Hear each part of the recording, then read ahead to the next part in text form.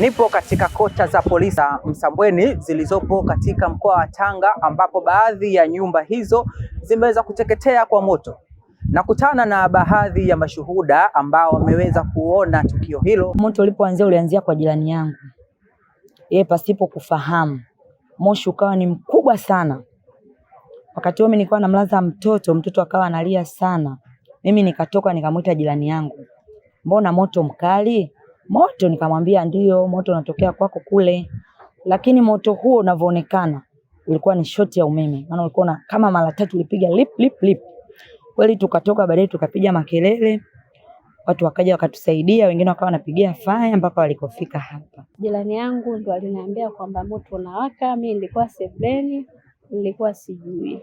Vitu ambavyo vimeungua ni vingi na vitu ambavyo vimeokolewa ni godoro moja.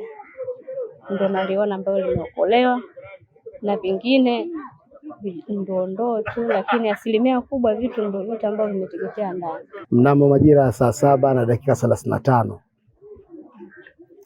niliona tukio la moto ukiwaka kwenye kota za polisi. Ndipo nikaja mbio nikakuta moto unaendelea kuwaka na nikaweza kukumbuka na namba ya CRO ya fire. Ndipo nilipowapigia wakaweza kuja kutupa ushirikiano huu katika moto uliotokea hapa katika hizo kota. Kwa hiyo tulishirikiana na wananchi wenzangu walikuwa nao pamoja hapa, tukaweza kuokoa chumba kimoja katika vyumba 4 vya kota. Kimoja tuliweza kuokoa na tukaweza kutoa magodoro pamoja na makochi pamoja na friji na begi. Naitwa mkaguzi msaidizi Hussein Mahmudu, mkuu wa kitengo cha usalama wa moto mkoa wa Tanga. Leo majira ya saa 4 mchana tulipokea taarifa ya moto ya nyumba za polisi barabara 21 mkoa wa Tanga. Tulifika kwa wakati kwa namba 1. Tulikuta moto unawaka. Kule namba 1 ilizima moto huo kwa wakati. Kilichokuwa ni nyumba 4. Watumishi wangu wapo eneo la tukio saa hizo wanafanya uchunguzi. Baada ya kuanza uchunguzi tutapa taarifa ya tukio na chanzo cha moto ni. Ibrahim Kunoga, Global TV.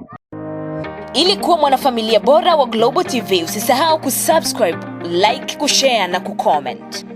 Baada ya kusubscribe, bonyeza alama ya kengele ili kupata taarifa kwa kila video inayopanda Global TV Online.